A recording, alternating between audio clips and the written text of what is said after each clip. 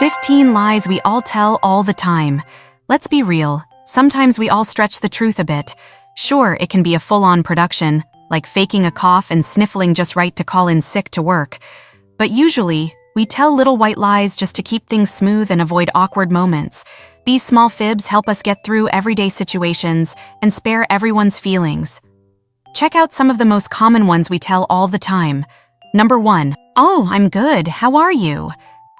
This might be the biggest lie we all tell without even thinking about it. It's like an automatic response. Someone asks how we're doing, and out comes, I'm good. How about you? Whether we're on top of the world or having a rough day, that's the answer we give. The person asking usually does the same, saying they're good, too. It's just a way to keep things chill and avoid the weirdness of dumping our real feelings on someone who's just making small talk. Number 2. That's interesting. We've all had those boring conversations that make watching paint dry seem thrilling. To avoid coming off as rude, we throw in a cheery, that's interesting, even when it's really not.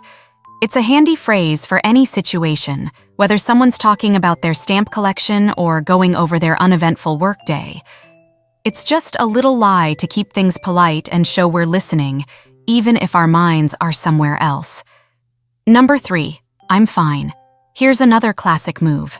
When someone picks up that something's not quite right and starts asking questions, our go-to response is often, I'm fine.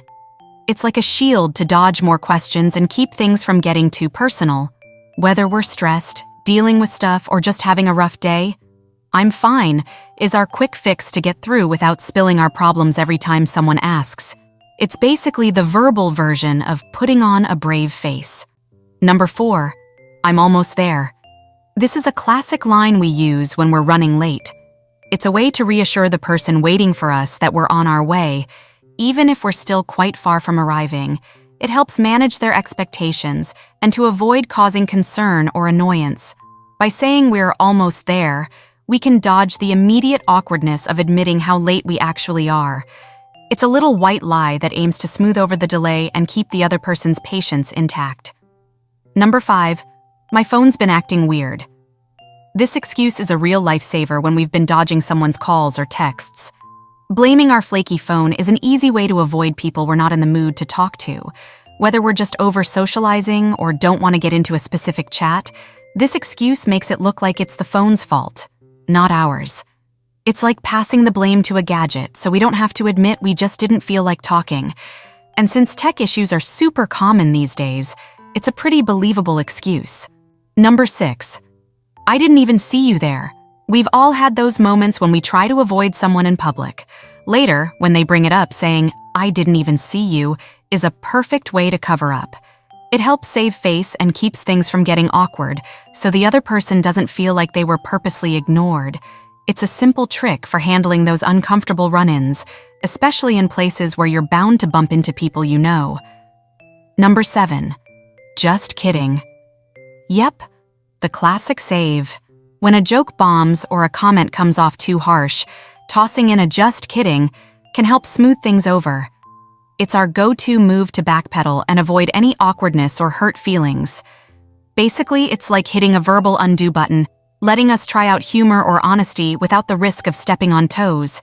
It's a handy way to test the waters and keep things chill. Number 8. This will only take a minute. This lie is our way of making things seem less of a hassle. Almost nothing really takes just a minute, but saying it does helps us get others or ourselves on board. It's super handy in work or when dealing with chores at home, because if something sounds quick, people are more likely to jump in. It's just a mental trick to get things done without making anyone feel overwhelmed. Number 9. I've got plans that day. The classic excuse for dodging invites we don't want to take is, I've got plans that day. It's a smooth way to say no without getting into details. Whether we actually have plans or just want a night in, this little fib lets us keep control of our social life. It's perfect for skipping out on those awkward gatherings or annoying meetings. With this excuse, we can put our own needs first and avoid any awkwardness or guilt. Number 10. It wasn't that expensive. Sometimes when we splurge on something a bit more pricey than we'd like to admit, we downplay the cost. Saying, "It wasn't that expensive" is our way of avoiding judgment or making ourselves feel better about the splurge.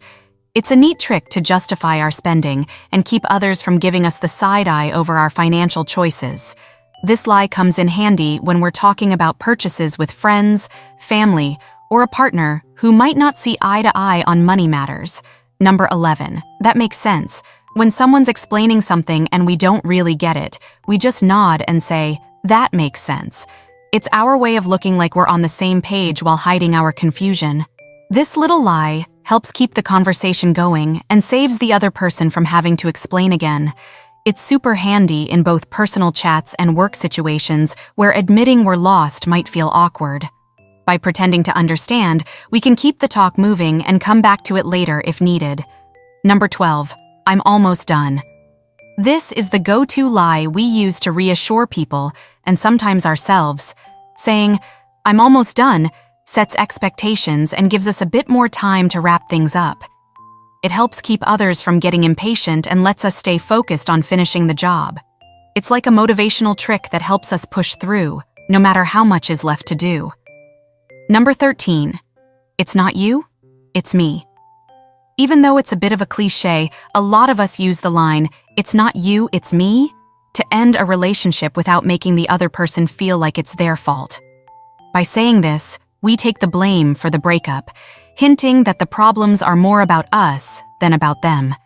It's a way to keep things respectful and avoid pointing fingers, making it easier on everyone and helping to keep feelings from getting hurt. Number 14. I got to run. When we need to bail on a conversation or situation fast, "I gotta run" is the perfect line. It's vague enough to cover any reason for leaving, and people usually just accept it without digging for details. It's an easy way to make a quick exit without having to explain ourselves, helping us avoid awkwardness and keep things smooth. Number 15. Let's hang out soon. It is a friendly way to wrap up a conversation, but often it's said more out of politeness than with real plans in mind. It's a nice gesture that keeps things on a good note and leaves the door open for future hangouts that probably won't happen. It's perfect for casual chats and acquaintances, helping us end things on a positive note without having to commit to plans we might not actually make. So, which of these little white lies are you telling the most? And if you think you're not telling them, guess what? You're lying again. Let us know in the comments below. Don't forget to like, subscribe, and turn on notifications so you will never miss our latest videos. Thanks for watching.